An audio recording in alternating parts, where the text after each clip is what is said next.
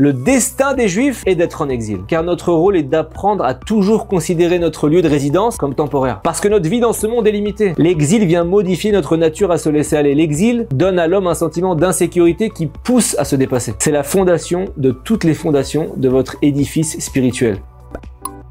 Le judaïsme a le privilège d'avoir une institution unique, une mitzvah très spéciale qui n'existe dans aucune religion, aucun peuple, aucune philosophie équivalente, la Shemitah. L'année sabbatique. La Shemitah, c'est l'interdit tous les 7 ans pour un agriculteur de travailler son champ pendant une année complète. Interdit de planter, de semer, de récolter. Rappelons qu'à l'époque, le travail était principalement agricole. Donc toute l'économie du pays était mise à l'arrêt une année entière. Et plus que ça, tous les 7 cycles de Shemitah, donc tous les 50 ans, il y avait la mitzvah du Yovel, le jubilé agricole, qui non seulement nous interdisait de travailler notre terre un an de plus, mais qui restituait les terres qui avaient été vendues, prêtées, transférées pendant les 49 années passées à leur propriétaire d'origine. C'était une réinitialisation totale, un reset social, économique. Imaginez le chaos dans tout le pays. On assistait à une vague de déménagement de toutes les familles qui se réinstallaient ailleurs, de nombreuses personnes qui perdaient leurs terres. C'était une agitation d'ampleur nationale. Et donc la question se pose, quel est l'objectif de Dieu dans cette grande perturbation tous les 7 ans et tous les 50 ans des habitants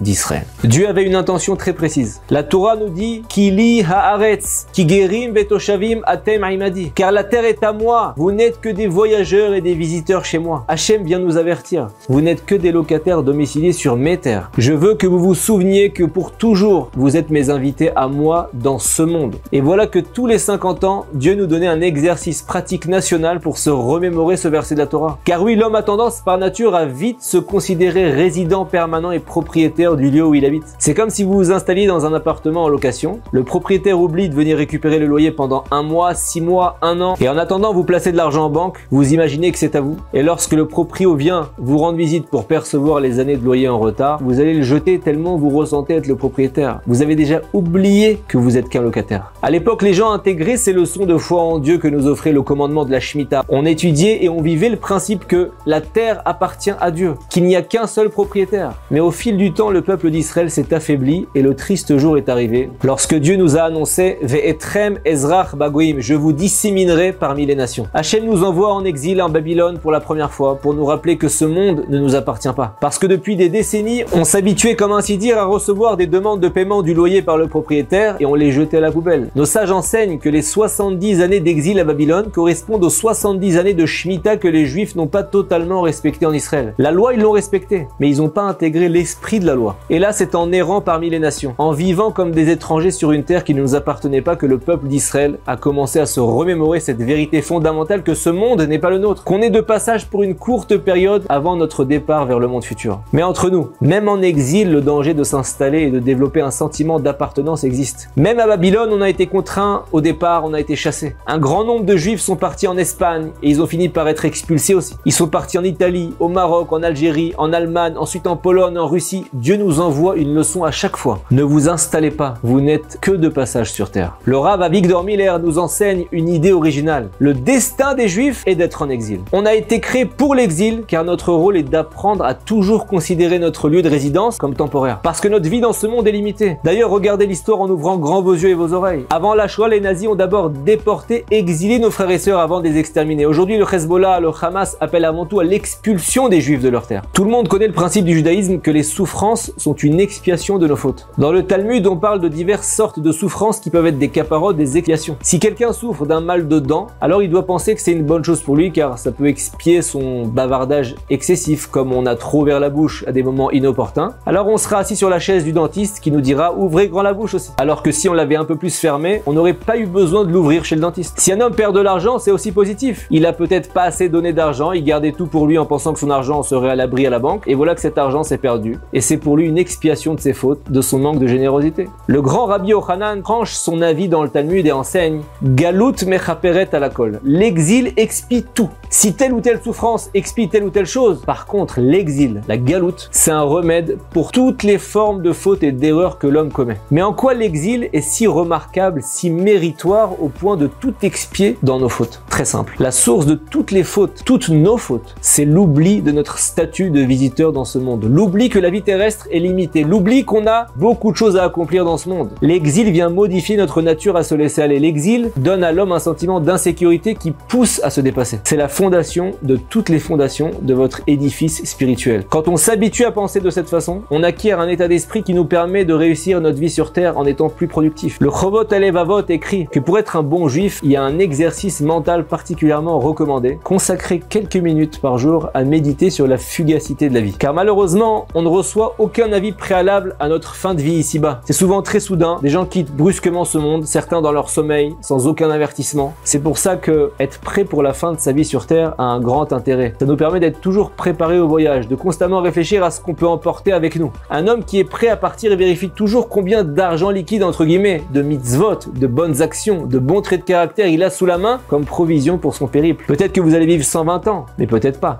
Et même si vous vivez 120 ans, c'est pas long, alors accomplissez le maximum de mitzvot possible. Lorsqu'on comprend qu'on est uniquement de passage ici, notre attitude générale elle change, on n'attend plus, on s'active. Prenez l'exemple d'une personne qui prie trop rapidement. Il sait qu'il faut prier avec concentration pour créer un vrai lien avec Dieu. Mais il se dit, un jour je m'y mettrai, un jour je me mettrai à l'étude de la Torah. Mais le problème c'est que si on persiste à attendre, à repousser, on prend un grand risque car un événement imprévu peut perturber notre projet. Et les moments ne se représentent plus. Lorsqu'on sait concrètement que notre séjour ici-bas est temporaire, ça donne le sentiment de devoir agir tout de suite, sans jamais reporter, sans jamais procrastiner. Lorsqu'un mari a de la reconnaissance pour sa femme, mais il sait qu'il est de passage dans ce monde, il va lui dire merci tout de suite. Il va lui dire merci à chaque repas. Il lui dira pas merci au cimetière avant de la quitter. L'autre avantage d'une personne consciente du caractère temporaire de son existence, c'est qu'il est satisfait de sa vie. Si vous savez qu'un séjour est limité, un petit endroit avec le minimum de confort vous suffit. C'est bon, j'ai besoin de rien. Il y a un petit canapé pour s'allonger, parfait. Il y a des toilettes simples, magnifiques. Vous êtes plus difficile. Vous vous satisfaisez du minimum. Vous vous prenez pas la tête avec les gens. Votre séjour est court. Voilà pourquoi l'exil est la plus précieuse expiation de nos fautes. Le véritable bonheur du juif, c'est d'avoir toujours conscience de la présence de Dieu et d'être conscient qu'un jour on le retrouvera face à nous. Si on intégrait en nous, au fond de nous, que la vie est courte, qu'il faut saisir chaque instant au maximum, on serait du coup amené à mener à bien tous nos projets au maximum, sans trop procrastiner. Lorsqu'on est certain de n'être qu'un visiteur dans ce monde, on fait un meilleur usage de notre temps ici, on pratique la générosité, on étudie la Torah, on perfectionne notre caractère, et plus on fera ça, plus on vivra heureux dans ce monde et dans le monde à venir. Les mitzvot de la Shemitah et du Yovel, l'année sabbatique et le jubilé agricole avaient cet intérêt-là de nous faire intégrer ces principes.